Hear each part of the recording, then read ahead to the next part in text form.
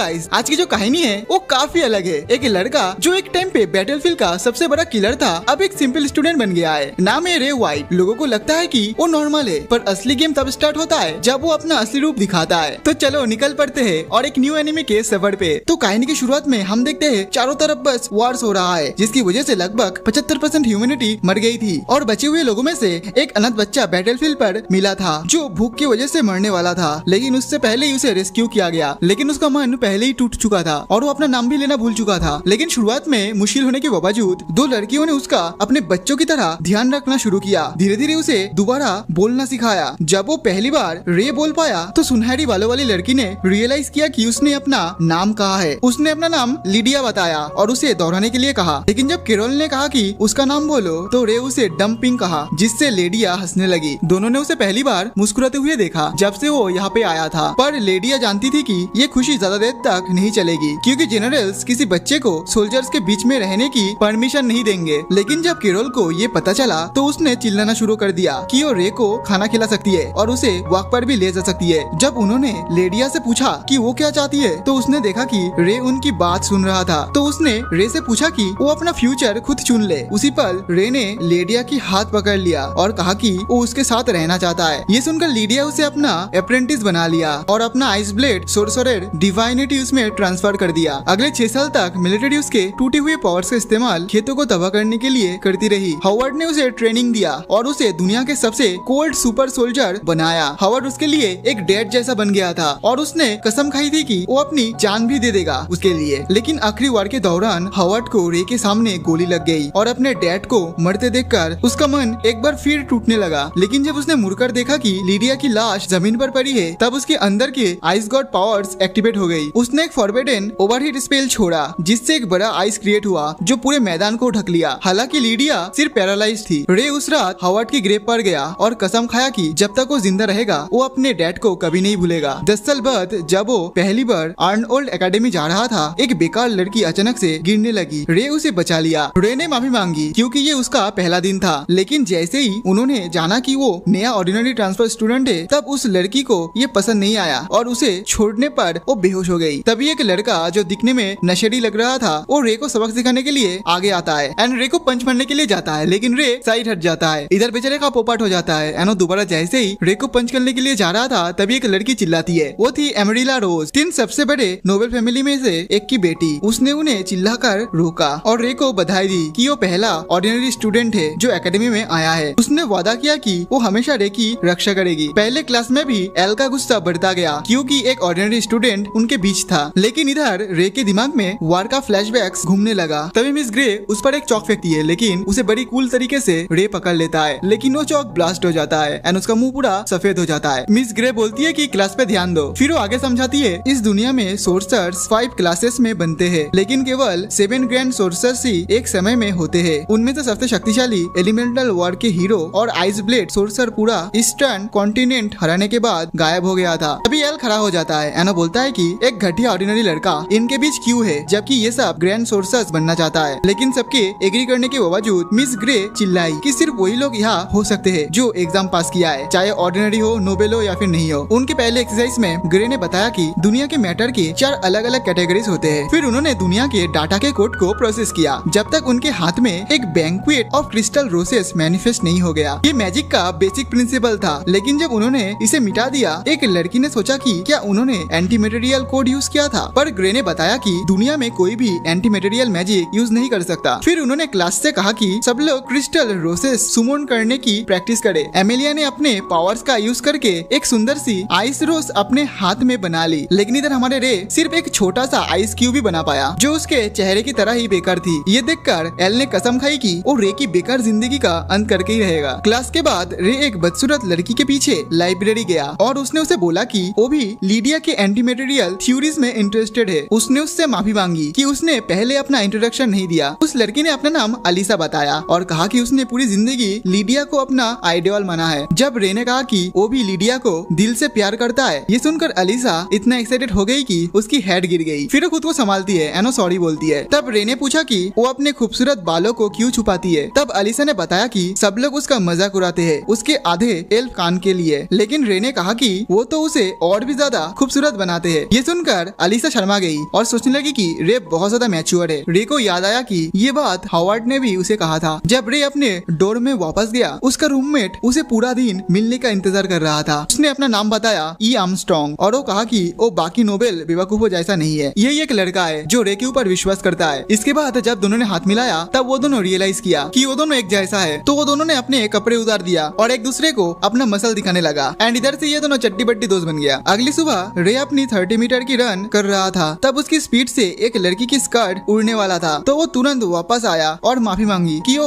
और तेज नहीं भागेगा। वेल तब लड़की बताती है कि वो इम्प्रेस हो गई है कि वो इतनी सुबह इतनी तेज भाग सकता है। उसने अपना नाम बताया रूबेका ब्रैडली। कुछ देर बाद स्कूल जाते वक्त आर्मस्ट्रॉन्ग ने रे को बताया कि रूबेका दूसरे सबसे बड़े रॉयल फैमिली की बेटी है, लेकिन उसने वार्निंग दी कि वो और एमेलिया दोनों से संभाल के रहे। प्रिंसिपल से मिलने जाते वक्त रे एक बेकार लड़की से टक्कर खा गया। रे ने माफी मांगी और कहा कि वो खुश है कि उसकी मुलाकात एक चार्मिंग पिगटेल वाली लड़की से हुई है। ये सुनकर वो खुश हो गई और अपना नाम बताया क्लैरिस। हालांकि रे ने उसका फैमिली का नाम कभी नहीं सुना था। क्लैरिस ने कहा कि जब लोग उसे देखते हैं तो लगता है कि वो किसी ब्यूटीफुल फैमिली से है। फिर उसने याद किया कि उसे कहीं जाना है और वो वहाँ से भाग गई। प्रिंसिपल के ऑफिस में रे ने एबी को सैल्यूट किया क्योंकि वो उसकी पहले की कॉलोनियल थी। एबी ने उम्मीद की कि रे अपनी नॉर्मल लाइफ एंजॉय करे और उन पलों को याद किया जो उन्होंने साथ बिताए थे। स्कूल के खत्म होते ही रे ने एल के साथ डुएल के लिए तैयारी की। जैसे ही मैच शुरू हुआ, रे ने उसके तलवार को रोक दिया और जमीन में घुसा दिया और मैच एक ही पल में खत्म कर दिया। लेकिन तुरंत बाद जैसे ही एल ने रे को एलिमिनेट करने के लिए दोबारा अटैक किया, रे ने इस बार ऐसे उसके तलवार के ऊपर अटैक किया जिससे उसकी तलवार टूट जाता है। उसके बाद एल नीचे गिर जाता है हताश होके। दूर से एबी ये देखकर खुश थी कि आइस ब्लेड सोर्सर अपनी स्टूडेंट लाइफ की मजा ले रहा था। उसी रात रे ने बताया कि वो 2 अलग अलग क्लास ज्वाइन करना चाहता था, लेकिन उसके दोस्त आर्मस्ट्रॉन्ग को लगा कि ये मुमकिन नहीं होगा। लेकिन तभी रे ने बताया कि उसके पास एक सीक्रेट प्लान है। दूसरे दिन एक आयरन टेंशन के बीच में कुछ बड़े बड़े आदमी रे का इंतजार कर रहे थे, तो आर्मस्ट्रॉन्ग और बाकी मेंबर्स ने पूछा कि रे क्यों उनके एनवायरमेंटल रिसर्च क्लब में ज्वाइन होना चाहता है एंड रे के अंदर ऐसा क्या है जो प्रूव कर सके कि उनके क्लब में वो ज्वाइन होने के लिए काबिल है। सबको लगा कि रे पतला है, लेकिन जब लीडर ने कहा कि कपड़े उतारो तो रे अपना कपड़े उतार देता है एंड सबको अपना असली बॉडी दिखाता है। ये देखकर सभी लोग बहुत ज्यादा चौंक जाता है एंड उसकी बॉडी देखकर लीडर ने उसे अपने रिसर्च क्लब में लेने का इन्विटेशन दे दिया। तभी सब आदमी चिल्लाने लगा क्योंकि उनके क्लब तो लिटरली एक मेंटल हॉस्पिटल था। कुछ देर बाद रे एक कमरे में गया जहाँ हर तरफ बेकार लड़कियां थी जिनकी लीडर थी रूबेका। रे ने बताया कि वो फ्लावर प्लांटिंग क्लब में शामिल होना चाहता है क्योंकि दुनिया के सबसे खूनी बैटलफील्ड में भी वो एक फूल को खिलते हुए देख सकता है। लेकिन सबसे बेकार लड़की ने सोचा कि रे सिर्फ रूबेका को इम्प्रेस करने के लिए क्लब ज्वाइन करना चाहता है और क्योंकि सब उस पर शक कर रहा था कि वो एक ऑर्डिनरी है, तो उसने डिसाइड किया कि डेना ही उसकी ऑर्थीनेस का टेस्ट लेगी। छत के ऊपर डेना ने बताया कि उसका टेस्ट है इस पूरे एरिया को एक हफ्ते में साफ करना। पहले दिन रे साफ सफाई करना शुरू कर दिया, लेकिन हम देखते हैं डेना उस पर छुप कर नजर रख रही है। जब सारी घास निकल गई, रे ने मिट्टी को ठीक करना शुरू किया। तीसरे दिन रे ने सीमेंट डालकर चैनल्स और वॉल्स बनाया अलग अलग फूलों के लिए। अब सारी मेहनत हो चुकी थी, तभी रूबेका आई और उसे एक स्ट्रॉबेरी आइसक्रीम पाई दी। उसने बताया कि वो स्कूल से परमिशन ले आई थी क्योंकि वो स्टूडेंट काउंसिल प्रेसिडेंट थी। वो बताती है कि तुम बिंदास खाओ, कोई कुछ नहीं बोलेगा। रे उसकी ये सारी बात को सुन के अपने मन में सोचता है सच में ये लड़की काफी अच्छी है। लेकिन इधर रूबेका रे की बाइसेप्स को देखी जा रही थी एंड वो शर्मा रही थी। रे ये चीज नोटिस करता है। वो बोलता है कि मैं दिन रात ट्रेनिंग करता हूँ ये बाइसेप्स मेंटेन करने के लिए। रूबेका बोलती है कि क्या मैं उसे टच कर सकती हूँ? रे बताता है कि हाँ कर लो। अब ये लड़की उसकी बाइसेप्स को पकड़ती है एंड वो बहुत ज्यादा शर्माने लगती है। एंड इधर दूर से एमेलिया इन दोनों को देख रही थी। इसके बाद 4th डे में रे ने पूरे गार्डन कंप्लीट कर दिया। डीना ने मजबूरी में बोला कि उसने टेस्ट को पास कर लिया है और रूबेका ने उसका क्लब में स्वागत किया। अगले दिन क्लास में प्रोफेसर ग्रे ने अनाउंस किया कि उनकी प्रैक्टिकल एक्सरसाइज CFA फॉरेस्ट में होगी। सबको 4 लोगों की पार्टीज बनानी होगी। इधर रोज चिंतित थी कि रे अकेला न रह जाए, लेकिन रे को एबी की बात याद आ जाती है। एबी ने बोली थी कि स्कूल में एक स्पाई घुस गया है। तभी आर्मस्ट्रॉन्ग ने उसकी पार्टी ज्वाइन करने के लिए कहा और जब रे ने बोला कि वो सोरसारी में अच्छा नहीं है, तो आर्मस्ट्रॉन्ग ने कहा कि कोई बात नहीं, उसका बॉडी इतना पावरफुल है कि वो कुछ भी कर सकता है। फिर जब रे ने देखा कि और कोई उनकी ग्रुप को ज्वाइन नहीं करेगा, तो उसने अलिसिया से ग्रुप को ज्वाइन करने के बारे में पूछा। अलिसिया पहले मना कर रही थी एंड खुद को कमजोर समझ रही थी, लेकिन रे ने उसे मोटिवेट किया जिसकी वजह से अलिसिया भी हाँ बोल देती है। इधर एमेलिया ने बोला कि क्या अभी भी उनके ग्रुप में एक जगह बची है? ये सुनकर सब लोग बहुत ज्यादा शॉक्ड हो जाता है, खासकर एल। फॉरेस्ट के अंदर टीचर ने समझाया कि उन्हें 24 घंटे में जंगल के बीच तक पहुंचना है और रास्ते में जितने ज्यादा मॉन्स्टर स्टम्प्स मिले उतना अच्छा। उसके बाद फायर होता है, जिसके बाद रे एंड उसके ग्रुप उधर से भागने लगता है। कुछ घंटे बाद एक मॉन्स्टर ने अलिसिया की सिर को चीरने की कोशिश की, लेकिन रे ने उसे बचा लिया। जब उन्होंने बैटल स्टैंस लिया किया, रे आगे बढ़कर मॉन्स्टर को एक ही बार में काट दिया एंड इसके बाद उन लोगों को उनका पहला स्टंप मिल गया। जब रात हुई, एमिलिया ने पूछा कि रे ने ये सब सर्वाइवल स्किल्स और स्वॉर्ड स्किल्स कहाँ से सीखी, लेकिन ये बातें रे को उस बैटलफील्ड की याद दिलाने लगी जहाँ से वो आया था और सोचा कि क्या सच में उसके लाइफ एंजॉय करना ठीक है जबकि उसकी सारे के सारे साथी मर गया है। सबको उसकी उदासी महसूस हुई, लेकिन रे ने झूठ बोला कि वो सिर्फ थक गया है और कोई बात नहीं। रात में सब लोग सो गया, लेकिन रे जगता रहा। वो अपनी मास्टर की बात याद कर रहा था जो बोला था कि स्कूल में एक नॉर्मल लाइफ जीने की कोशिश करो और अगर तुम्हें विश्वास करने लायक लोग मिल जाए तो तुम अपना सच उन लोगों को बता देना। अगले सुबह रे ने जंगल के बीच से एक चीख सुनी और तुरंत भाग पड़ा, वो भी सिर्फ 40% स्पीड का पावर यूज करके, ताकि वो एक ऑर्डिनरी लड़का लगे। जैसे वो उधर पहुंचा, उसने देखा कि एक ए रैंक मॉन्स्टर ने एल और उसकी पूरी बेकार स्क्वाड को बंद रखा है। रे ने तुरंत अपना इनेट कोड एक्टिव किया और मॉन्स्टर के अटैक्स को एकदम इनसेन रिफ्लेक्स स्पीड से भी ज्यादा तेज डॉज किया। फिर वो आसमान में छलांग मारकर मॉन्स्टर के दिमाग को डिस्ट्रॉय कर दिया और एक ही मोमेंट में उसे मार दिया। जब उसने अपनी तलवार बंद की और एल से पूछा कि मदद चाहिए, तो बेकार एल उसका हाथ झटक के बोला मैं संभाल लूंगा। तभी रे का ग्रुप भी वहाँ पहुँचा। रे ने अलीसा से कहा कि वो इन यूजलेस मॉरन्स को फ्री करे। एमिलिया ने देखा कि रे ने एक मॉन्स्टर को एक ही स्ट्राइक में मार दिया। एमिलिया सोचने लगी असलियत में ये लड़का है कौन। तभी शैडोज से एक मिस्टीरियस स्पाई आया और एक ड्रैगन मॉन्स्टर के ऊपर फेंका जिसने उसे जिंदा कर दिया और वो बन गया एक एस रैंक बीस्ट। उसी वक्त दूसरे स्टूडेंट्स के ग्रुप वहाँ से गुजर रहा था। जब क्लैरिस ने मॉन्स्टर की दहाड़ सुनी तो वो एक पेड़ के पीछे से झांकने लगी। उसने कभी भी इतना बड़ा मॉन्स्टर नहीं देखा था। तभी रे ने मॉन्स्टर पर अटैक किया, लेकिन जब वो पीछे हटा तो उसने देखा कि मॉन्स्टर बिल्कुल भी चिल्ला नहीं रहा है। रे सोचने लगा कि मरने के बाद भी ये मॉन्स्टर इवॉल्व कैसे हो गया। जब मॉन्स्टर ने अटैक किया तो रे ने उसकी शार्प क्लॉ से ब्लॉक किया। फिर जब रे ने अपनी आइस पावर अनलिश करनी चाहिए, तभी जमीन में से एक आग का दीवार फूट पड़ा। हमें पता चलता है कि ये एमिलिया का पावर है, जिसकी वजह से मॉन्स्टर पीछे हट गया। आर्मस्ट्रांग ने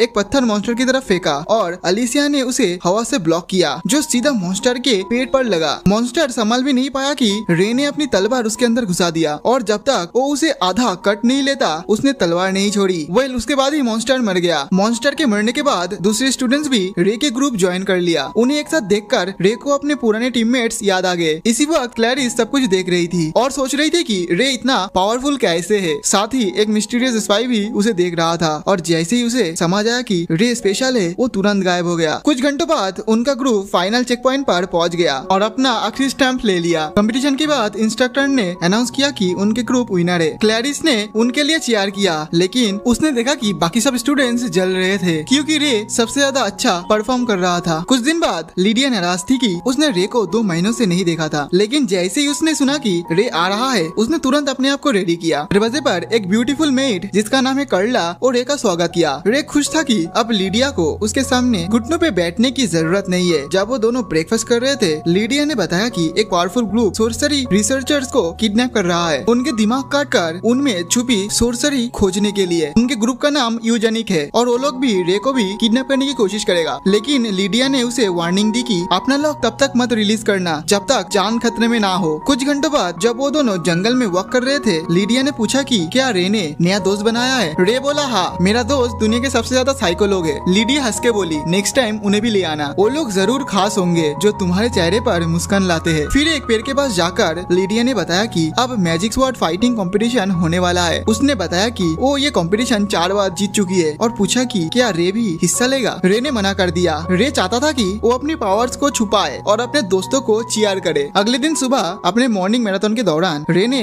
अलिसिया को क्रॉस किया। रे ने रुककर तब देखा कि उसके बैग में क्या था। अलिसिया ने बताया कि वो लाइब्रेरी जा रही थी। रे ने बताया कि वो भी उसके साथ जाना चाहता है, जो सुन के ये लड़की शर्माने लगी। कुछ देर बाद अलिसिया अपने कपड़े बदल के आई। रे ने बताया कि वो बहुत ज्यादा खूबसूरत लग रही है। इतने में ये लड़की पूरा पिघल गई। फिर ये दोनों चली जाती है लाइब्रेरी में। लाइब्रेरी के अंदर रे ने उसकी मदद की एक किताब चुनने में। अलिसिया ने बताया कि वो किताब उसके फेवरेट सोर्सरी रिसर्चर डॉक्टर हंस ओर्थ ने लिखी थी। लेकिन जब दोनों वो किताब पढ़ना शुरू करते हैं, रे को पता चलता है कि लिडिया की किताब एक्चुअली एक पिकअप लाइंस की किताब है। लाइब्रेरी से निकलने के बाद रे ने अलिसा पर वही लाइंस ट्राई करनी शुरू कर दी। तभी क्लैरिस एक पिलर के पीछे छुपे उन्हें देख रही थी और वो सोच रही थी कि रे ने उसे इतनी जल्दी कैसे भुला दिया। तब क्लैरिस सोच रही थी कि रे को कैसे वापस पाए। तभी रे उसके सामने आ गया और उसे लंच पे चलने को कहा। उस दिन दोपहर वो सब रे के साथ लंच और टाइम बिताते हैं, लेकिन जैसे ही लंच खत्म हुआ दोनों लड़की उसे टाटा बाय बाय बोल के चली जाती है। लेकिन तभी उधर बेस्ट गर्ल आ गई। रे तुरंत उसकी तरफ भागती है और देखता है कि वो बहुत सुंदर कपड़ों में है। उसने बताया कि वो काई नोबेल इवेंट्स में जा रही थी जिसकी वजह से वो थक चुकी है। लेकिन जब रे ने बताया कि अलिसिया और क्लैरिस अभी अभी गई है उसके साथ टाइम बिता के। ये सुनकर अमेलिया जेलस हो गई और उसने रे को उसके साथ मॉल में चलने का हुक्म दे दिया। मॉल में अमेलिया अलग अलग आउटफिट्स ट्राई करने लगी एंड रे को दिखाने लगी। अमेलिया पूछती है कि तुम लड़कियों के सामने इतना ज्यादा कंफर्टेबल कैसे हो? तो रे ने बताया कि उसने बचपन से ही लड़कियों के बीच में बड़ा हुआ है। जब अमेलिया वापस अंदर गई तो सोचने लगी कि रे के हाथ इतना ज्यादा गर्म क्यों है और क्या वो उसे अपना राज कभी बताएगी। उसी वक्त हम देखते हैं कि एल जंगल में था और वो सारे पेड़ जला रहा था। वो चिल्लाया और बोलने लगा, मैं रे का बदसूरत चेहरा इस दुनिया से मिटा दूंगा। अगले सुबह रे जिम में बाकी बॉडी बिल्डर के साथ स्ट्रेचिंग कर रहा था। वर्कआउट के बाद वो गार्डनिंग क्लब गया जहाँ डेना ने उसे एक स्पेयर की दी। उसने बताया कि बाकी सब मेंबर्स छुट्टी पर है और आज क्लब रे के हवाले है। रे तब अंदर घुस जाता है जहाँ पर वो एक लड़की को ड्रेस चेंज करते हुए देखता है और तब वो वहाँ से बाहर निकल आता है। कुछ देर बाद उसने माफी मांगने का फैसला किया, लेकिन उस लड़की ने रे से गुजारिश की कि वो ये सब भूल जाए। फिर रूफटॉप पर जब वो पहुँचे, रूबेका ने उसे वो फूल दिखाए जो वो उगाना चाहती थी। जब रे ने पूछा कि क्या वो नाराज है तो उसने कहा कि वो बस इस बात की खुश है कि कोई तो है जिससे वो बात कर सकती है, क्योंकि बाकी सब क्लब के लोग उसके साथ टाइम नहीं बिताते। रूबेका एक 3 नोबेल फैमिलीज में से एक से थी, इसलिए उससे लोग दूरी बना के रखते थे। लेकिन अब रे क्लब में था तो वो खुश थी कि उसके पास अब कोई है जिससे वो बात कर सकती है। अगले दिन अमेलिया एक कमजोर एस्कॉर्ट के साथ ड्यूएल कर रही थी। इंस्ट्रक्टर ने बताया कि सिर्फ ड्यूएल की विनर्स ही स्वॉर्ड फाइटिंग कॉन्टेस्ट के लिए चुना जाएगा। अमेलिया ने अपनी ओपोनेंट की स्वॉर्ड उड़ा दिया और वो जीत गई। लेकिन तब उसने रे को ड्यूएल के लिए चैलेंज किया। जब उनका मैच स्टार्ट हुआ, अमेलिया ने तुरंत अटैक किया। रे ने उसके वार को रोका, लेकिन उसने महसूस किया कि अमेलिया उससे तेज है, इसलिए वो पीछे कूद गया। अमेलिया बोलने लगी, तुम एक मिस्टीरियस आदमी हो। अमेलिया ने जोर लगाकर उस पर वार किया, लेकिन रे को अपनी पुरानी ट्रेनिंग याद आ गई। अमेलिया समझ गई कि अब उसकी हार तय है, लेकिन तभी रे की पावर्स ने उसके दिमाग में झटका दिया और उसकी वजह से तलवार हाथ से गिर गई एंड वो घुटनों के बल गिर गया। सब लोग चौंक गए थे। इधर इंस्ट्रक्टर ने अमेलिया को विनर घोषित कर दिया, लेकिन अमेलिया सोचने लगी, क्या उसने जानबूझकर हार माना? उसी दिन लंच के टाइम आर्मस्ट्रांग ने पूछा कि रे ने स्वॉर्ड चलाना किधर से सीखा है। रे ने बताया कि एक बार उसकी एक मास्टर थी, उसने उसे सोर्सरी से लेके स्वॉर्ड स्किल तक सब कुछ सिखाया। तभी एल रे के टेबल पर आया और हाथ पटक के बोला, मैं तुम्हें ड्यूएल के लिए चैलेंज करता हूँ। थोड़ी देर बाद सब लोग फॉरेस्ट के अंदर जमा हो गए। एमिलिया ने देखा कि पूरी एरिया एक बैरियर से कवर है, शायद उसे एल ने लगाया था ताकि ड्यूएल सीक्रेट रहे। एल ने रे को एक स्वॉर्ड दिया और कहा, चाहो तो तुम सोर्सरी भी यूज कर सकते हो। फिर वो रे पर झपट पड़ा, लेकिन रे ने सीधा तलवार निकाल ली और अपने आप को बचाया। एल ने गुस्से में आके एक फायरबॉल सुमन किया और चिल्ला के बोला कि मैं रे को मिटा दूंगा, क्योंकि जब से एल पैदा हुआ उसके माँ बाप लोअर मिडिल टायर में थे और इसी वजह से हर नोबेल ने उन्हें बेइज्जती किया था और बाकी सब नोबेल्स ने उन्हें इग्नोर कर दिया था। इसी बेइज्जती ने एल के अंदर अपने परिवार का नाम ऊंचा करने का इच्छा जगा दिया था। वो एक महान सोर्सरी बनना चाहता था। इसी वजह से उसका मानना था कि रे जैसे निकम्मे लड़के को इस स्कूल में जगह देना एकदम गलत था। जब उसके अंदर की आवाज ने उसे कहा कि रे को मार डालो तो उसने फायरबॉल्स लॉन्च किया, लेकिन रे ने आसानी से अपने आप को बचाया। पर जब उसने देखा कि उसके दोस्तों को नुकसान पहुंच सकता है तो उसने एक तलवार की स्ट्राइक से फायरबॉल को 2 टुकड़ों में काट दिया। ये देखकर सभी लोग बहुत चौंक गए। इधर एल ने बार बार फायरबॉल्स छोड़ने लगा, लेकिन रे ने सबसे बच लिया। आखिरी फायरबॉल को तो उसने अपनी स्किल से पूरा मिटा दिया। एल सोचने लगा कि शायद रे कोई नोबेल है, लेकिन रे ने कहा, मैं एक नॉर्मल इंसान हूँ, बस तुम ही इतने कमजोर हो। ये सुनते ही एल और भी ज्यादा गुस्से से भर गया और एक फ्लेमिंग ड्रैगन जैसा फायरबॉल बनाया। रे ने उसे भी काट कर उसे मिटा दिया। उसके बाद एल अपने घुटनों पर गिर गया और जोर से चिल्लाने लगा। रे जब अपने दोस्तों के पास लौट कर आया तब एमिलिया ने कहा, अब तो सच बता दो कि तुम हो कौन। इधर रे के पास और कोई चांस नहीं था, इसलिए वो अपना सच बताने वाला था, लेकिन तभी कोई एक मैजिकल फोर्स फील्ड में सबको जमीन से चिपका दिया और एक स्पाई जंगल से बाहर निकला। वो कह रही थी कि ये सब अब जिंदा सैक्रिफाइस बनेगी। तभी उसने अपना फेस रिवील किया एंड रे ने पहचान लिया ये मिस ग्रे थी, मतलब उन लोगों का टीचर। रे को याद आया कि उसकी जो मास्टर थी उसने कुछ दिन पहले बोली थी कि एक सीक्रेट ऑर्गेनाइजेशन है जो स्टूडेंट्स की ब्रेन वगैरह लेके उस पर रिसर्च कर रहा है खुद के फायदा के लिए। तो प्रोफेसर ग्रे भी उन लोगों के साथ ज्वाइन हो चुकी है। रे ने उसे बोला कि मैं अपने सारे दोस्तों को बचाऊंगा। तभी मिस ग्रे ने अपनी सोर्सरीज आई को दिखाई और ये देखकर रे ने पहचाना कि उस दिन सीएफए फॉरेस्ट में उस मॉन्स्टर को जो इवॉल्व किया था वो और कोई नहीं, वो मिस ग्रे ही थी। मिस ग्रे ने बताया कि उसने ऑलरेडी इस एरिया पे एक बैरियर लगा दिया है और वो खुश थी कि एकेडमी के सबसे तेज दिमाग वाले इधर है उसके सामने, क्योंकि ये सभी स्टूडेंट्स उसके लिए सैक्रिफाइस बनेगा और जो सीक्रेट ऑर्गेनाइजेशन में काम करती है उसके लिए। रे ने उसे रोकने के लिए अपना तलवार उठाई, लेकिन वो तुरंत पीछे कूद गई और उस पर फायर स्नेक्स छोड़ने लगी, लेकिन रे ने उनसे बचा और उसकी तरफ भागना शुरू किया। तभी मिस ग्रे ने फ्लेम्स को रे की दोस्तों की तरफ मोड़ दिया। तभी रे को लेडिया की बात याद आई। लेडिया उसे बताई थी, तुम्हें समझना होगा कौन से परफेक्ट मौके पे तुम्हें अपना सील तोड़ना है। तभी रे ने अपनी कॉर्नर्स का लॉक तोड़ दिया और आइस का एक वॉल बना दिया जो फ्लेम्स को रोक रहा था। उसी वक्त ठंड से भरी ऑरा उसके बॉडी से निकलने लगा। अपनी मास्टर से माफी मांगते हुए उसने हाथ उठाया और आइस ब्लेड सुमोन किया। ये देखकर टीचर एकदम सदमे में चली गई और वो बोलने लगी, ये इम्पॉसिबल है, आइस ब्लेड सोर्सर तो वार के बाद गायब हो गया था। तब रे ने बताया, वो टाइटल अब मुझे दिया गया है क्योंकि आइस ब्लेड सोर्सर की पावर अब मेरे अंदर है, जो मेरी मास्टर ने मुझे दी थी। मिस ग्रे ने एक बड़ा फायरबॉल लॉन्च किया, लेकिन रे ने एक ही तलवार से उसे मिटा दिया। उसके बाद मिस ग्रे ने कैजुअलिटी डर्को को अनलिश किया, लेकिन रे ने एंटी मटेरियल कोड एक्टिवेट करके उसे इंस्टेंटली खत्म कर दिया। मिस ग्रे चिल्ला के बोलने लगी, एंटी मटेरियल कोड तो होता ही नहीं है, लेकिन रे उसकी तरफ बढ़ता गया और कहा, अब मैं अपनी असली ताकत दिखाता हूँ। डर के मारे मिस ग्रे ने फायरबॉल छोड़े, लेकिन वो सब एकदम चुटकियों में खत्म हो गया। जब वो भागने लगी तो रे ने अपनी स्वार्ड्स उसकी तरफ छोड़ी, उसकी एंकल डैमेज कर दिया और वो जमीन पर गिर गई। जब उसने देखा कि रे उसे मारने वाला है तो मिस ग्रे अपनी जान की भीख मांगने लगी। इसी वजह से रे उन पर अटैक नहीं करता। इसी मौका का फायदा उठा के मिस ग्रे ने जमीन से आग निकाल दी, लेकिन रे पर इसका कोई असर नहीं हुआ। वो रे को मॉन्स्टर मॉन्स्टर बोल के चिल्लाने लगी। अब ये मैडम जी समझ चुकी थी कि उसकी खेल खत्म है, उन्होंने गलत जगह पंगा ले लिया है। तब उन्होंने एक सिरिंज बाहर निकाला। फिर जब उसने डार्क थ्रेड सिस्टम को एक्टिवेट करने के लिए वो सिरिंज अपने दिमाग में घुसा दिया, तब मिस ग्रे मॉन्स्टर में बदलने लगी। वो चिल्लाने लगी और बोलने लगी, यही वो पावर है जो मैंने अपने जीवन भर की रिसर्च और सोर्सरी से पाई है। तभी बैरियर टूट गया और सब लोगों पर जो स्पेल था वो भी खत्म हो गया। रे और मिस ग्रे के बीच में टक्कर हुई और रे ने उसे नीचे गिरा दिया, लेकिन जब उसने फिर से आग से उसे घेर दिया तो रे ने उसे तुरंत मिटा दिया। तब रे ने दोबारा अपनी आइस ब्लेड्स को बुलाई। मिस ग्रे हैरान थी कि उसके अटैक्स काम क्यों नहीं कर रहे हैं। इधर रे ने कहा, मेरी पावर्स मेरे शरीर के अंदर से आती है। जब उसने एक बड़ा फायरबॉल लॉन्च किया तब रे ने डिक्लेरेशन का यूज किया, जिससे फायरबॉल स्लो हो गया। फिर उसने लॉक रजिस्ट्रेशन का यूज करके उसे तुरंत डिसअपियर कर दिया। तभी रे मिस ग्रे को आइस और फायर मैजिक का अंतर बताता है। रे बताता है कि ये दोनों पावर्स ही एक रजिस्ट्रेशन से क्रिएट होता है, लेकिन मैंने इस रजिस्ट्रेशन को अपर लेवल में लेके उसे एंटी मटेरियल कोड में बदल दिया और यही मेरी रियल पावर्स है। जो सुन के मिस ग्रे और भी ज्यादा गुस्से में आ जाती है। फिर उसने अपनी तलवार उठाई और मटेरियल शिफ्ट एक्टिवेट किया, जिसे उसने मिस ग्रे की तरफ भेज दिया। तब मिस ग्रे ने अपनी पूरी पावर जगाई और माइंड इनफिल्ट्रेशन सोर्सरी का यूज किया, लेकिन रे ने उस पे बार बार तलवार से वार किया और आइस ब्लेड्स भी भेजी। उसी वक्त रे की पावर्स ओवरहीट होने लगी और उसकी बॉडी पर बर्फ फैलने लगी। फिर भी उसने मिस ग्रे की सभी अटैक्स को रोक दिया, लेकिन मिस ग्रे ने समझ लिया कि रे अब अपनी पावर्स को कंट्रोल नहीं कर पा रहा है और सोचा कि अब उसे मारना आसान होगा। जब उसने फिर से अटैक किया तो उसने रे की तलवार तोड़ दी। उसने सोचा कि अब सब कुछ खत्म है, लेकिन रे ने आइस ब्लूम प्रोफ्यूजन एक्टिवेट किया और आइस पार्टिकल्स को एक बर्फीली टॉर्नेडो में बदल दिया, जिसमें मिस ग्रे फ्रीज होकर एक कोन के अंदर बंद हो गई। थक कर रे घुटनों पर गिर गया और अपनी पावर्स को डिक्लेरेट करके उसने दोबारा कॉर्नरोस का लॉक एक्टिवेट किया, जिससे वो सील हो गया। अभी उसने देखा कि उसके दोस्त उसकी तरफ भाग रहा है। इधर रे बहुत ज्यादा खुश था कि उसने उन सभी को बचा लिया। फिर रे बेहोश हो जाता है। बेहोशी में उसने देखा कि हॉवर्ड जा रहा है और कह रहा था कि जिंदा रहना, मैं तुम्हें स्वर्ग से देख रहा हूँ। तभी रे होश में आता है और देखा कि लीडिया उसके पास बैठी है। उसने सोचा कि लीडिया उससे निराश होगी, इसलिए उसने माफी मांगी कि उसने कॉर्नरोस का लॉक रिलीज कर दिया। लेकिन लीडिया उस पर गर्व महसूस कर रही थी क्योंकि उसने अपनी पावर्स को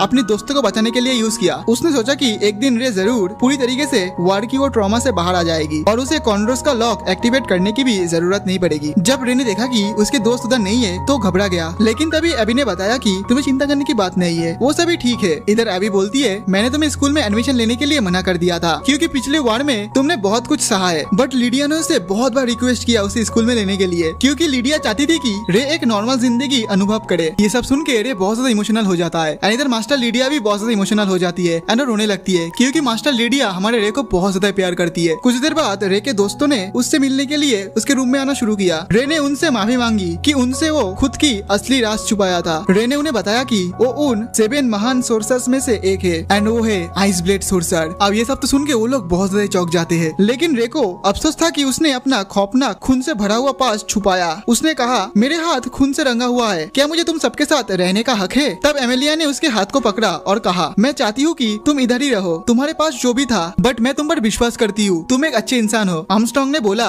तू तो मेरा डैडी है, मतलब तू तो मेरा दोस्त है और तेरा पास्ट कुछ भी हो वो बदल नहीं सकता। अलीसा बोली, मैं हमेशा तुम्हारी दोस्त रहना चाहती हूँ। और क्लैरिस बोली, ये सब चिंता करना बेकार है, हम हमेशा तुम्हारे दोस्त रहेंगे। एमेलिया ने उसे जोर से गले लगाते हुए कहा, मैं कभी तुम्हारे साथ नहीं छोड़ूंगी, तुम कभी अकेले नहीं रहोगे। उसी पल रे के पुराने साथियों की यादें लौट आई और उसने दोस्तों का शुक्रिया अदा किया कि वो उसके साथ है। रात में जब सब लोग चले गए तब एल चुपके से उसके रूम में आया। दरअसल एल ने जो सब कुछ किया था उसके लिए वो माफी मांगने के लिए आया था। एंड इधर हमारे हीरो मतलब रे उसे माफ भी कर देता है। उसके बाद रे उसे बहुत अच्छी अच्छी बातें वगैरह समझाता है एंड इस बार ये बुद्धू समझ भी जाता है एंड वो बोलता है कि आज के बाद से मैं ऐसा कुछ काम नहीं करूंगा जिससे किसी को तकलीफ हो। उसी रात एमिलिया ने सोचा कि वो कभी भी रे जैसा नहीं बन पाएगी। अगले दिन मॉर्निंग में एबी ने बताया कि मिस ग्रे जा चुकी है और तब वहाँ पे कैरोलाइन नाम की एक लड़की आती है। रे को लगा कि वो किसी नाइटमेयर में है, लेकिन कैरोल बहुत ज्यादा एक्साइटेड थी सबके साथ काम करने में। उसने मैजिक स्वॉर्ड फाइटिंग टूर्नामेंट का जिक्र किया और बताया कि 3 एकेडमी में से टोटल 16 कॉन्टेस्टेंट्स होंगे, लेकिन क्योंकि वो लास्ट ईयर के विनर्स थे अब वो चाहे तो 6 स्टूडेंट्स को भेज सकता है 5 की जगह। कैरोल ने रे को विंग भी किया। क्लास के बाद रे गुस्से में आ गया और एबी के ऑफिस में चला गया और बोला कैरोल को तुरंत निकालो, क्योंकि वो एक ऐसी औरत थी जिसे वो झेल नहीं सकता था। अगले दिन जब कॉन्टेस्ट शुरू हुआ एमिलिया ने अपने ओपोनेंट को सिर्फ कुछ ही सेकंड में हरा दिया, लेकिन जब वो जीत कर जा रही थी तो रे ने देखा कि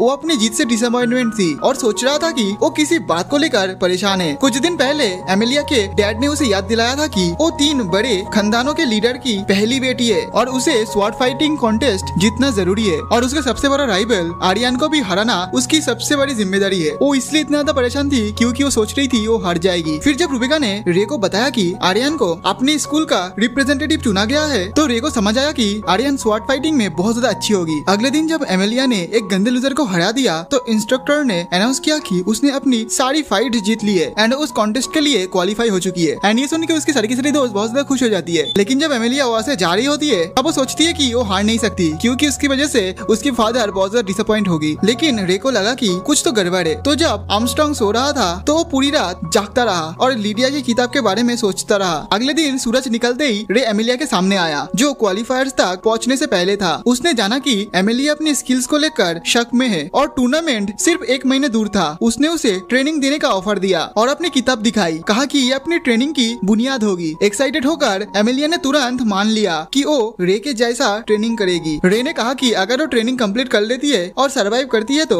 वो और भी ज्यादा स्ट्रॉन्ग बनेगी। उस रात एमिलिया ने सपने में देखा जिसमें वो और आर्यन एक साथ मिली थी और कैसे वो उसके साथ बैल्कनी में भागी थी जहाँ वो अपना खाना शेयर करती थी। कई सालों में वो एक दूसरे की सबसे करीब दोस्त बन गई थी। एक शाम एमिलिया ने आर्यन का शुक्रिया अदा किया कि वो हमेशा उसके साथ खेलती रही, लेकिन आर्यन ने कहा कि वो लकी है कि एमिलिया उसके साथ है और उसने उसे गले लगाया और कहा कि वो हमेशा दोस्त रहेंगी। लेकिन जब एमिलिया ने वादा किया वो दोस्त रहेंगी तो देखते ही देखते मॉक बैटल का दिन आ गया जब एमिलिया ने अटैक किया, लेकिन आर्यन ने उसको बहुत आसानी से डॉज कर दिया और उसका स्वॉर्ड तोड़ दिया। लेकिन जब आर्यन ने उसे उठाने के लिए हाथ बढ़ाया तो एमिलिया खुद खड़ी हो गई और बिना कुछ कहे वहाँ से चली गई और उसके बाद से वो कभी भी आर्यन से बात नहीं की। इसी दौरान नोबेल होने का घमंड उसके अंदर घुस गया और वो सोचती थी कि सरवाइव करने के लिए जीतना जरूरी है। अगले दिन जब एमिलिया पहुंची तो रे एक डीप पावर रेंजर का मास्क पहने हुए उसके सामने आया और अपने आप को मास्टर वाइट बताया। उसने कहा कि वो उसके नया इंस्ट्रक्टर है और उसे कहा कि वो उसे रेंजर बुलाए। पहले दिन के लिए उसने कहा कि वो CFA फॉरेस्ट के लंबाई तक भागे बिना किसी बॉडी एन्चेंटमेंट सुरसरी के। जब रन शुरू हुई तो उसने कहा कि वो सिर्फ अपने फिजिकल स्ट्रेंथ पर रैली करे। रन खत्म होने तक एमिलिया पूरी तरह थक चुकी थी, लेकिन रे ने कहा कि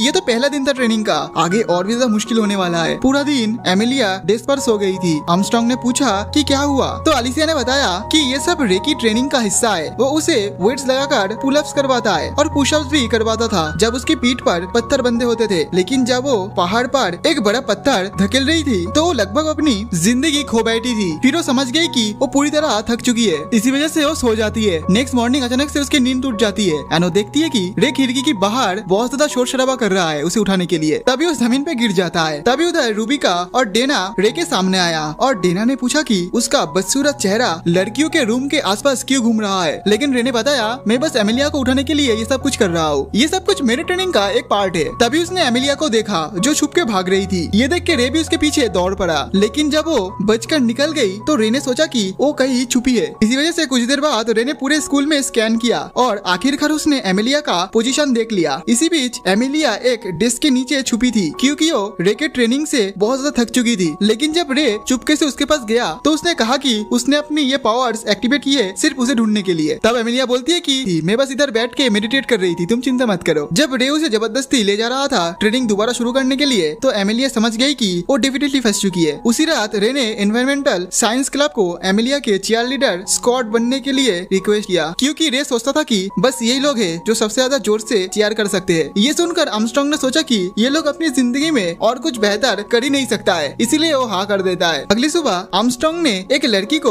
उसकी दरवाजा बंद करते हुए देखा, लेकिन उसने ज्यादा इन्वेस्टिगेट नहीं किया एंड दोबारा से सो गया। इसी वक्त एमिलिया अपने आप भाग रही थी और अलेसिया ने बताया कि उसने अपना पहला रिकॉर्ड तोड़ दिया है। तभी एक रैंडम लड़की गुजर रही थी और उसने कहा कि एमिलिया इम्प्रेसिव है, लेकिन तभी सभी लोग सोचने लगती है ये लड़की थी कौन। गाइस हमें पता चलता है ये लड़की और कोई नहीं हमारा रे है, जो लड़की के वेश में कुछ न कुछ खिचड़ी पकड़ रहा था। खुश था कि उसे कोई नोटिस नहीं कर पाया और आशा करता था कि उसका प्लान परफेक्ट काम करेगा। अगले दिन जब वो डीएम एकेडमी में छुप कर घुसा तो वो एक कार्डबोर्ड बॉक्स में छुप गया, लेकिन जब उसने एक यूजलेस अगली लड़की को अपनी बहन के लिए रोते हुए देखा तो वो बॉक्स से बाहर आया, सोचकर कि शायद उस लड़की के साथ छुपकर स्कूल में घुसना आसान होगा। जब उसने पूछा कि वो क्यों रो रही है तब वो लड़की ने बताया कि वो अपनी बहन को नहीं ढूंढ पा रही है। तो जब रे ने उसे मदद करने का ऑफर की तो रे ने बोला उसका नाम है लिली। छोटी लड़की ने अपना नाम टियाना बताया। तब रे को समझ आया कि ये छोटी सी लड़की आर्यन की बहन है। जब वो दोनों स्कूल के अंदर चल रहे थे तब सब स्टूडेंट सोच रहा था कि ये खूबसूरत लड़की कौन है। तभी टियाना ने अपनी बहन को एक शेड में बैठे हुए देखा। तो जब रे उसके टेबल तक पहुंचा तो उसने उसका शुक्रिया किया क्योंकि उसने उसकी बहन को वापस ला दिया। लेकिन तभी आर्यन ने नोटिस किया कि वो उनके स्कूल का स्टूडेंट नहीं है और उसने पूछा कि वो असल में कौन है। रे ने बताया कि वो आर्नोल्ड एकेडमी से है। ये सुनकर आर्यन बहुत ज्यादा शॉक जाती है। वो बोलती है कि लेकिन तुमने अपना बॉडी स्ट्रक्चर एंड अपनी वॉइस को कैसे चेंज किया। तब रे ने बताया कि वो इनसाइड कोड और सोर्सरी का यूज करता है एंड इसकी मदद से उसने ये सब कुछ किया है। इसी टाइम आर्यन रियलाइज करती है कि उसने उसके बारे में रूमर सुना था एंड वो सोचने लगी कि वो एक आम आदमी नहीं होगा। लेकिन जब उसने पूछा कि वो अपना शुक्रिया अदा कैसे करे तो रे ने उसे एक फ्रेंडली डुएल का चैलेंज दिया। कुछ मिनट बाद जब वो सिमुलेशन बैटल के लिए सामना कर रहे थे तब रे ने सोचा कि यही मौका है उसकी पूरी ताकत को जांचने का। जब आर्यन उसकी तरफ भागी और उसकी लकड़ी की तलवार को तोड़ने की कोशिश की तब रे ने देखा कि वो बहुत ज्यादा तेज है और जब उसने एक खूबसूरत स्पिन किया तो दोनों की तलवार टकरा गई। लेकिन जब आर्यन एक आइटम उठाने की नाटक कर रही थी तो उसने बिजली को आसमान की तरफ छोड़ा जिससे रे का टूटा हुआ तलवार उड़ गया। उसकी स्किल से इम्प्रेस होकर रे ने कहा कि वो स्ट्रॉन्ग है। स्कूल के कोर्टवार्ड से निकलते वक्त आर्यन ने पूछा कि क्या वो कॉन्टेस्ट में हिस्सा लेगा, लेकिन रे ने कहा कि वो पार्टिसिपेट नहीं करेगा। रे ने आगे बताया कि एमिलिया तुम्हें स्वॉर्ड फाइटिंग टूर्नामेंट में हरा देगी। स्कूल वापस जाते वक्त उसने एक खूबसूरत व्हाइट हेयर्ड लड़की को भागते हुए देखा, लेकिन जब वो लड़की गिर गई तो रे ने उसे गिरने से बचाया। जब लड़की ने रे को देखा तो लड़की अपने मन में सोची कि वो प्यार में गिर चुकी है। फिर वो लड़की खुद को संभालती है। रे कहता है कि तुम अपना ध्यान रखो। ये बोल के रे उधर से जाने लगता है, लेकिन तभी वो लड़की बोलती है तुम्हारा नाम क्या है। रे बताता है उसका नाम है लिली। लड़की ने अपना नाम मारिया ब्रैडली बताया तो रे को समझ आया कि वो रूबेका की बहन है। लेकिन मारिया ने कहा कि वो अब उनकी स्कूल में पढ़ने को लेकर कोई शक में नहीं है और वो रे को अगले साल तक रुकने के लिए कहा। फिर वो लड़की भाग गई। इसी बीच आर्नोल्ड एकेडमी में एमिलिया थक चुकी थी एक और दिन की ट्रेनिंग के बाद। लेकिन जब रे दीवार पर नजर आया और उसकी मेहनत की तारीफ की तो लड़कियों ने देखा कि एक रैंडम लड़की उनके सामने खड़ी है और सोचने लगा कि ये लड़की रे की वॉइस में कैसे बात कर रही है। तब रे ने बताया तुम लोग चिंता मत करो, मैं रे ही हूँ। ये सुन के सभी लड़की सदमे में चली जाती है। वेल कुछ दिन बाद वो अपनी फ्रेंड पार्टी को लेके लीडिया के घर पहुंची। रे ने अपने दोस्तों से लीडिया से मिलवाया और लीडिया उनसे मिलकर खुश हुई। तभी अलेशा अपनी किताब उनकी तरफ बढ़ाती है ऑटोग्राफ देने के लिए क्योंकि वो उसकी फेवरेट सोर्सरी रिसर्चर थी। उसके बाद लीडिया एमिलिया से प्राइवेटली बात करने के लिए उसे बुलाती है। तो इधर कर्ला ने रे को किचन में बुला लिया। हाँ उसने बताया कि एक secret group the grim reapers किसी हमले का प्लानिंग कर रहा है। कर्ला बोलती है मुझे लगती है वो लोग स्वॉर्ड फाइटिंग टूर्नामेंट के दौरान ही अटैक करेगा। ये सुन के रे ने बताया कि चिंता मत करो, मैं अपनी दोस्तों का ध्यान रखूंगा। इसी बीच रूम में लीडिया ने पूछना शुरू किया कि एमिलिया किस बात को लेकर परेशान है। लीडिया आगे बताती है कि तुम्हें चिंता करने की जरूरत नहीं है क्योंकि तुम्हारा चिंता रे भी कर रहा है। वो मुझे बहुत सारा लेटर भेजा है मुझसे सजेशन लेने के लिए ताकि वो तुम्हें खुश कर सके और तुम्हारी परेशानी दूर कर सके। लीडिया जानती थी कि एमिलिया अपनी छुपी हुई टैलेंट को छुपा रही है। लीडिया आगे बताती है चाहे मैंने रे को सब कुछ सिखाया है लेकिन मैंने कभी उसके दिल को नहीं समझ पाई। जब उन्होंने रे को पहली बार पाया था तो रे एक टूटा हुआ बच्चा था और उसके आसपास बस सोल्जर ही सोल्जर थे। लीडिया खुश थी कि पहली बार रे के आसपास असली दोस्त थे। लीडिया एमिलिया से कहा कि रे उसके लिए चिंतित है और अगर वो अपनी जिंदगी सच में बदलना चाहती है तो उसे अपने दोस्तों पर भरोसा करना होगा और वो रे पर भरोसा कर सकती है। बाद में उसने सबको कहा कि वो अपने स्विम सूट्स बदल ले क्योंकि सब लोग स्विमिंग करने के लिए जा रहे थे। आर्मस्ट्रांग ने रे को शुक्रिया अदा किया कि उसने उसे अपने मास्टर से मिलवाया, लेकिन रे चाहता था कि आर्मस्ट्रांग कैरोल के साथ ना आए। अगले दिन एमिलिया ने अपना रनिंग ड्रिल शुरू की और रे ने सोचा कि वो जरूर स्ट्रांग हो गई है। जब वो दोनों फॉरेस्ट में घुसे तो रे ने अपनी तलवार निकाली और कहा कि वो उसके सीने पर लगे गुलाब को काट दे। रे एमिलिया की डाउट को देखकर कहा कि तुम चिंता मत करो, मैं तुम्हारे पावर पर विश्वास करता हूँ। तब एमिलिया ने अपनी तलवार निकाली और उस पर हमला कर दी। कुछ दिन बाद जब स्वॉर्ड फाइटिंग टूर्नामेंट शुरू होने वाला था, एबी ने एरिना के अंदर ऑफिशियल शुरुआत का ऐलान किया। आर्यन एमिलिया के सामने आई और उसका हाथ बढ़ाया, कहा कि वो फाइनल्स में उसका इंतजार करेगी। एमिलिया सोच रही थी कि क्या वो उसे हरा पाएगी, फिर भी उसने उसका हाथ मिला लिया। सेमीफाइनल में एमिलिया ने एक कमजोर और बदसूरत वाले वाले लड़के का सामना किया। इधर एबी ने कहा कि उनका ओपोनेंट तभी हार जाएगा जब उनके सीने पर लगी गुलाब तोड़ दिया जाए या फिर नॉकआउट कर दिया जाए। जब लूजर वाले बंदे ने एमिलिया पर हमला किया तो उसने तलवार चलाकर उसे काटने की कोशिश की, लेकिन एमिलिया उसके हमले से बच गई। जब वो फिर से हमला करने आया तो जमीन से एक छोटी सी आग निकली जो उसके सीने की गुलाब को जला दी। एबी ने एमिलिया को विनर घोषित किया। मैच के दौरान एमिलिया ने जमीन में एक एक्टिव सोर्सरी स्किल छुपा रखी थी और लूजर बंदे को वो उस जगह पे ले आया और तभी वो स्किल एक्टिव हो गई और वो बंदा हार गई। वही समय रे एरिना से बाहर निकल रहा था, तब उसने एल को एक कमरे में देखा और कहा कि अब उसकी बारी आ चुकी है लड़ने की। एल ने रे से गुलाब लिया और एरिना फ्लोर की तरफ बढ़ने लगा और उसका ओपोनेंट आर्यन थी। विल तभी एबी ने मैच स्टार्ट किया। उन्होंने एक दूसरे पर तलवार से हमला करना शुरू कर दिया, लेकिन आर्यन ने अपनी सोर्सरी पावर से उसकी हमला को रोक दिया और एल को जमीन पर गिराया। उसने एल को सरेंडर करने के लिए कहा तो एल ने रे की बातों को याद किया। रे ने उसे बताया था अपने कमजोरी को मान लेना खुद को और भी ज्यादा स्ट्रॉन्ग बनाने में हेल्प करता है। तभी उसने उसे कहा था कि वो कभी हार नहीं मानेगा। तो एल ने फिर से हमला कर दिया। इस बार उसने आर्यन की तलवार उड़ा दी, लेकिन जब सोचा कि वो जीत गया तो आर्यन ने अपनी सोर्सरी को एक्टिवेट कर लिया एंड उसके स्वॉर्ड को पकड़ लिया। आर्यन का यह पावर देख के एल शॉक में चला गया था। इतने में ही आर्यन उसकी स्वॉर्ड को 2 भाग में तोड़ देता है एंड उसे एक पंच मार के नॉकआउट कर देता है और इस मैच को आर्यन जीत लिया है। एल ने देखा कि आसमान कितना खूबसूरत था, लेकिन इधर एमिलिया सोच रही थी कि वो कैसे आर्यन को हरा पाएगी। वेल दूसरी ओर हमें रे को दिखाया जाता है जो कि एरिना के आसपास पेट्रोलिंग कर रहा था। तभी एक मिस्टीरियस क्रिएचर रे को देखकर छुप गई। वेल तभी एक भूत के छाया जैसा कुछ चीज रे के पीछे आ गई। रे जैसे पीछे मुड़ा वो अचानक से गायब हो गई। तब एनवायरमेंटल क्लब का कैप्टन अंदर से निकला जिसका नाम लेक्स था। जब उसने रे को एक प्राइवेट मीटिंग रूम पे ले गया तो रे ने महसूस किया कि उसके लिए सभी लोग इंतजार कर रही थी, लेकिन जब उसने आसपास मास्क पहने आदमियों को देखा तो उसने सोचा कि ये लोग कौन है। कर्ला ने बताया कि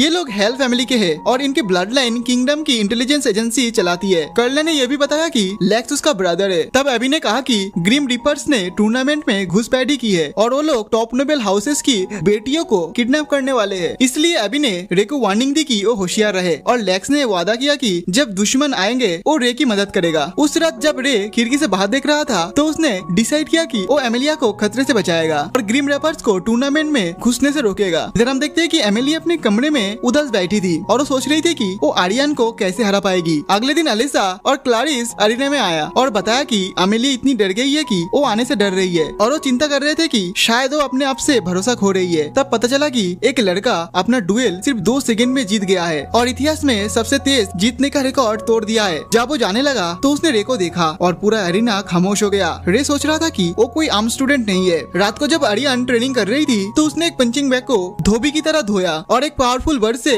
उसे एकदम डिस्ट्रॉय कर दिया। उसी वक्त उसके फादर उधर आया और उसके डैड ने उसे कहा कि वो उस पर प्राउड महसूस करता है। अब आर्यन ने उम्मीद जताई कि वो एमिलिया को इतना ही जोर से मारेगी एंड इस टूर्नामेंट को जीतेगी। कुछ देर बाद रे एमिलिया से मिलने के लिए जाता है। उसके दरवाजे के सामने जाके एमिलिया को बुलाने लगता है एंड समझाने लगता है, बट एमिलिया किसी भी तरीके से समझ नहीं रही थी। वो बस बहुत ज्यादा उदास होकर बैठी थी। लेकिन कुछ देर समझाने के बाद एमिलिया फाइनली दरवाजा खोलती है। रे अंदर आता है। इधर एमिलिया उदास होकर बोलती है कि वो बहुत ज्यादा कमजोर है, वो रॉयल फैमिली का मेंबर होने के लायक नहीं है, वो बहुत ज्यादा कमजोर है। इवन वो रे की पास्ट से खुद को कंपेयर करती है और वो रोने लगती है कि मेरे अंदर तुम्हारे जैसा कुछ भी नहीं है, मैं किसी लायक नहीं हूँ। रे उसे समझाता है एंड बोलता है कि ऐसा कोई बात नहीं है, तुम खुद के ऊपर विश्वास रखो। लेकिन वो फिर भी खुद के ऊपर भरोसा नहीं कर पा रही थी। वो खुद को पिंजरे में बंद किया हुआ पाती है और वो सोचती है कि वो कभी भी आर्यन को हरा नहीं पाएगी। पूछती है कि इस लाइफ का मतलब क्या है। रे बताता है इस लाइफ का मतलब है खुद को और भी ज्यादा इम्प्रूव करना, हमें जो कमजोरी है उसके ऊपर काम करना, ढेर सारे दोस्त बनाना एंड उन लोगों के साथ टाइम एंजॉय करना। फिर वो अपनी घुटनों में बैठ जाता है एंड बोलता है, एमिलिया सच बताओ तो मैं तुम्हारे साथ पूरी जिंदगी बिताना चाहती हूँ। ये बात सुन के एमिलिया चौंक जाती है। वो बोलती है, क्या सच में तुम मेरे जैसे कमजोर लड़की के साथ पूरी जिंदगी बिताना चाहती हो? रे हाँ कहता है। ये सुन के वो बहुत ज्यादा इमोशनल हो जाती है एंड रे को हक करके रोने लगती है। पूरी रात एमिलिया रे की हाथ को पकड़ी हुई थी, उसे वो जाने नहीं देती है। इधर रे अपने मन में सोचता है कि उस दिन फॉरेस्ट में जब एमिलिया उसके ऊपर अटैक की थी उस रोज को डिस्ट्रॉय करने के लिए, तो रोज ने एक सीक्रेट स्किल को एक्टिवेट कर ली थी जिसकी वजह से वो रोज भी जल जाती है, साथ साथ उसके जो मार्क्स थे ना वो भी डिस्ट्रॉय हो जाता है। उस दिन के बाद से रे विश्वास करता है कि एमिलिया जरूर आर्यन को हरा देगी। अब हमें फाइनल टूर्नामेंट का दिन दिखाया जाता है जिधर आज एमिलिया एंड आर्यन के बीच मैच होने वाली थी। तभी तो रे आ जाता है। रे बोलता है कि तुम दोनों चिंता मत करो, एमिलिया मैच लड़ने जरूर आएगी, मैंने उसे समझा दिया है। आर्मस्ट्रांग बोलता है कि पूरा रात तुम किधर थे? रे बोलता है कि मैं एमिलिया के साथ था। जो सुन के वो दोनों बहुत ज्यादा चौंक जाती है। दूसरी ओर रे एमिलिया के पास जाती है। एमिलिया रे को हक करती है एंड रे भी उसे गुड लक बोलती है। फिर एमिलिया उधर से चली जाती है मैच लड़ने के लिए। तभी पीछे से लेक्स चला आता है एंड बोलने लगता है कि 8 स्टूडेंट को किडनैप कर लिया गया है, उनमें से क्लैरिस एक है। ये सुनते ही रे बोलता है कि मैं जरूर उन लोगों को ढूंढने के लिए निकलूंगा। दूसरी ओर हमें दिखाया जाता है कि आर्यन एमिलिया को बोलती है कि तुम सरेंडर कर दो क्योंकि तुम हारने वाले हो, बट वो बोलती है तुम अपने मुंह को बंद रखो एंड मैच को स्टार्ट करो। आर्यन को लगती है कि वो मैच जीत जाएगी, इसलिए वो अपनी तलवार को फेंक देती है एंड अपनी सोर्सरी पावर को एक्टिवेट करती है एंड एमिलिया के पीछे टेलीपोर्ट हो जाती है। फिर एमिलिया को वो जोरदार एक पंच मारती है जिससे एमिलिया दूर जाके गिरती है, लेकिन वो फिर भी हार नहीं मानती है एंड दोबारा अपने पैरों पे खड़ी होती है। बट तभी आर्यन दोबारा से उसके ऊपर अटैक करती है एंड एक जोरदार पंच मारती है जिससे वो उस ग्राउंड से बाहर निकलने वाली थी, बट एकदम आखिरी मौके में वो अपनी वो स्पेशल पावर एक्टिवेट कर देती है जिसका नाम है बटरफ्लाई सोर्सरी। बट जैसे तैसे आर्यन उसमें से बाहर निकल जाती है, लेकिन उसे बहुत ज्यादा डैमेज हो गई थी। इधर एमिलिया पूरा कॉन्फिडेंट में बोलती है मैं तुमसे कभी भी नहीं हारूंगी। दूसरी ओर रेको दिखाया जाता है जो कि अंडरग्राउंड में पहुंच चुका है, जिधर उसे किडनैप किया हुआ स्टूडेंट्स मिलती है। इधर एक क्लैरिस के पास चला आता है एंड उसे उठाती है। तभी उधर एक मैजिकल बैरियर वगैरह क्रिएट हो जाता है जिससे इधर के लोग बाहर के दुनिया से कांटेक्ट नहीं कर सकते। वो इतने में ही वो सारे ग्रीन रीपर्स चला आता है। तभी रे क्लैरिस को अपने पीठ में उठा के भागने लगता है। कुछ दूर जाते ही रे अपने पावर को एक्टिवेट कर लेता है एंड उनसे भी ग्रीन रीपर से लड़ने लगता है। वो सभी रे के सामने टिक नहीं पा रहा था, जिस वजह से वो लोग डार्कनेस क्रिएट करता है, लेकिन रे अपनी पावर से पूरा का पूरा डार्कनेस को हटा देता है एंड रे ने अभी जो powerful anti material code use किया था, इसकी वजह से बाहर जो मैच चल रहा था एंड उन दोनों ने जो मैजिकल क्रिएचर क्रिएट किया था वो भी गायब हो जाते हैं। वो दोनों चौंक जाती है कि इधर हुआ क्या। अभी इधर इन सभी का हवा निकल गया था एंड डर के मारे भागने का ट्राई कर रहा था, लेकिन रे अपनी पावर से उन सभी को फ्रीज कर देता है। तभी उधर लेक्स दौड़ते हुए आता है। लेक्स को देख के रे बोलता है कि ये सभी मरा नहीं है, बस फ्रीज हुआ है। इतना बोलते ही रे रीने की तरफ भागने लगता है। दूसरी ओर हम देखते हैं कि दोनों लड़की में से कोई भी हार मानने के लिए तैयार नहीं थे, जिस वजह से आर्यन अपनी पावरफुल सोर्सरी एक्टिवेट करती है। एमिलिया समझ जाती है कि वो पहले से भी ज्यादा स्ट्रॉन्ग बन चुकी है। इतने में आर्यन उसके पीछे टेलीपोर्ट हो जाती है एंड उसे जोरदार पंच करती है, लेकिन एमिलिया खुद को बचाती है। बट गाइस आर्यन दोबारा से उसके ऊपर जोरदार अटैक करती है। तभी हम देखते हैं कि एमिलिया का फादर उधर बैठ के मैच देख रहा था। इधर एमिलिया बहुत ज्यादा इंजर्ड हो चुकी थी, वो जमीन पे गिरी हुई थी। आर्यन उसे बोलती है कि तुम हार मान लो। समहाउ अब एमिलिया भी हार मानने वाली थी, लेकिन गाइस तभी उधर चला आता है रे एंड वो चिल्ला के बोलता है कि तुम हार मत मानो। एंड गाइस रे का आवाज सुनते ही उसके अंदर एक कुछ ना कुछ होती है एंड वो एकदम पावर से भर जाती है। तभी आर्यन उसके ऊपर अटैक करती है, लेकिन वो देखती है कि उधर एमिलिया है ही नहीं। अब आर्यन उसके ऊपर बार बार अटैक कर रही थी, लेकिन वो एमिलिया को छू भी नहीं पा रही थी, जो देख के सभी लोग बहुत ज्यादा चौंक जाती है। इधर आर्यन हार मानने के लिए तैयार ही नहीं थी, वो लगातार उसके ऊपर अटैक कर रही थी, लेकिन वो उसे छू भी नहीं पा रही थी। वो जमीन पे गिर जाती है एंड वो यकीन नहीं कर पा रही थी कि इधर हो क्या रही है। तभी हम देखते हैं कि वो बटरफ्लाइज ऑटोमेटिकली ब्लास्ट होने लगती है, जिस वजह से एमिलिया की हालत भी खराब हो जाती है। उसकी मुंह से ब्लड निकलने लगती है, लेकिन वो फिर भी हार नहीं मानती है। रे समझ जाता है कि एमिलिया ने कुछ ज्यादा ही पावर यूज कर लिया है, जिस वजह से ये हालत हुआ है। दोनों अपनी जी जान लगा देती है इस फाइट के लिए, लेकिन कोई भी हार नहीं मान रही थी। दोनों अपनी एकदम लास्ट स्टेज तक चली गई थी पावर की एंड बहुत ज्यादा थक गई थी। सभी लोग बहुत ज्यादा चौंक जाता है, खासकर एमिलिया की फादर। अब ये दोनों लास्ट में एक फाइनल अटैक करती है एंड हम देखते हैं कि आर्यन के चेस्ट में जो फ्लावर थी ना वो एकदम डिस्ट्रॉय हो जाती है। मतलब कि गाइस ये मैच एमिलिया जीत चुकी है। अब ये दोनों लड़की कुछ देर तक अपनी अपनी इमोशनल बातें वगैरह करती है, मानो कि दो बिछड़े हुए दोस्त मिल चुकी है दोबारा। आर्यन उसे दोबारा से गले लगा लेती है, तो एमिलिया रियलाइज करती है ये गले लगाना बिल्कुल वैसा ही था जैसे पहले बार उसने उसे गले लगाई थी एंड दोनों ही रोने लगती है। फिर अनाउंसमेंट होती है कि ये मैच एमिलिया जीत चुकी है, तो पूरा का पूरा एरिना एमिलिया एमिलिया करके चिल्लाने लगती है। एंड इधर एमिलिया का एकदम बेकार फादर फाइनली एमिलिया को थोड़ा सा अप्रिशिएट करती है एंड थोड़ा सा क्लैपिंग वगैरह करता है। अब अगली पल हमें दिखाया जाता है एमिलिया के पास रे आ जाता है एमिलिया का हालचाल जानने के लिए। इधर एमिलिया बहुत ज्यादा खुश थी कि सब कुछ अब खत्म हो चुकी है एंड उसे रे की वो बात याद आती है कि रे ने उसे बोला था कि मैं तुम्हारे साथ पूरा जीवन रहना चाहता हूँ। ये सब कुछ याद करके वो शर्माने लगती है एंड सोचती है कि क्या सच में रे उससे प्यार करता है। वेल इन सब के बाद रे उसे बधाई देता है मैच जीतने के लिए। वेल अगली पल हमें दिखाया जाता है कि रे अपनी पूरे के पूरे दोस्त पलटन को लेके इस टूर्नामेंट का और एक फाइनल देखने के लिए जा रहा था। गाइस आप लोगों को तो याद ही होगा कि ये टूर्नामेंट 3 हिस्सों में बांटा हुआ था, first year, second year and third year. ये तीनों ईयर के स्टूडेंट्स के अंदर ये टूर्नामेंट होने वाला था एंड एमिलिया जो टूर्नामेंट जीता था वो सेकंड ईयर का था एंड अब ये सभी जा रहा है थर्ड ईयर का फाइनल टूर्नामेंट देखने के लिए। सभी मैच ग्राउंड पे आ चुका है, जिधर हम देखते हैं कि फाइनल में रेबिका है एंड उसके सामने वो मिस्टीरियस बंदा है जो 2 सेकंड में हरा दिया था अपने ओपोनेंट को। एंड ये जो बंदा है ना इसका नाम है ल्यूकास। हम देखते हैं कि रेबिका की छोटी बहन छुप छुप के ये मैच भी देख रही थी। अब मैच स्टार्ट होता है, तभी हम देखते हैं कि अचानक से रूबिका को कुछ हो जाती है। वो कुछ नहीं करती है, बस चुपचाप खड़ी रहती है। इतने में ल्यूकास अपना एक अजीब सा अटैक करता है। एक काला धुआं रूबिका को एकदम घेर लेती है एंड जैसे ही ब्लैक स्मोक हट गया हम देखते हैं कि रूबिका का जो रोज था ना वो एकदम डिस्ट्रॉय हो चुकी है एंड ल्यूकास एक अटैक से ही उसे हरा देता है। ये सब कुछ देख के सब लोग तो चौंक जाती है, वो लोग विश्वास नहीं कर पाता है कि ये सब हो क्या रहा है। अब ल्यूकास उधर से जाने लगता है। जैसे वो रे के बाजू से गुजर रहा था और रे को बोलता है, तो तुम ही हो ना अभी के आइस ब्लेड सोर्सर, तुम्हारे चर्चे मैंने बहुत सुना है। अभी रे बोलता है, तो फियरलेस ब्लेड का टाइटल अब पास डाउन किया गया है एंड तुम हो अभी के फियरलेस ब्लेडर। इसमें आपको समझा देता हूँ, ऐसे जो आइस सोर्सरी पावर रे के मास्टर ने रे को दिया था, वैसे ही जो पुराने फियरलेस ब्लेडर था उसने अपना पावर ल्यूकास को दे दिया है। एंड जो पुराने फियरलेस ब्लेडर था वो भी वो 7 लेजेंडरी सोर्सेस में से एक था। अब ल्यूकास बोलता है, मैं बस तुम्हारी वजह से इधर आया हूँ, मैं तुम्हें प्रूव करके दिखाऊंगा कि मैं तुमसे भी ज्यादा स्ट्रॉन्ग हूँ और मैं ये भी प्रूव करूंगा कि फियरलेस ब्लेडर सोर्सरी आइस ब्लेड सोर्सरी से भी ज्यादा ताकतवर है। एंड ल्यूकास उसे ये भी बोलता है कि तुम तैयार रहना, नेक्स्ट साल मैं तुम्हें इधर ही मिलूंगा। एंड गाइस इस एनिमे का पार्ट 1 खत्म होता है। गाइस अगर वीडियो अच्छे लगे तो प्लीज वीडियो को लाइक करके चैनल को जरूर सब्सक्राइब कर देना। और गाइस बता दूं, ये मेरा न्यू चैनल है, पुराने चैनल पे किसी एक घटिया स्टूडियो ने स्ट्राइक मार दिया है, इसी वजह से वो चैनल अब डेड हो चुका है। सो मैं इस चैनल पे वीडियो डालूंगा, तो गाइस प्लीज इस वीडियो को लाइक करो एंड ज्यादा से ज्यादा सब्सक्राइब भी करो। अगर वीडियो पे अच्छा व्यूज आए तो मैं जरूर इसका सेकंड पार्ट लाऊंगा। तो मिलते हैं एक न्यू वीडियो के साथ, तब तक के लिए बाय बाय।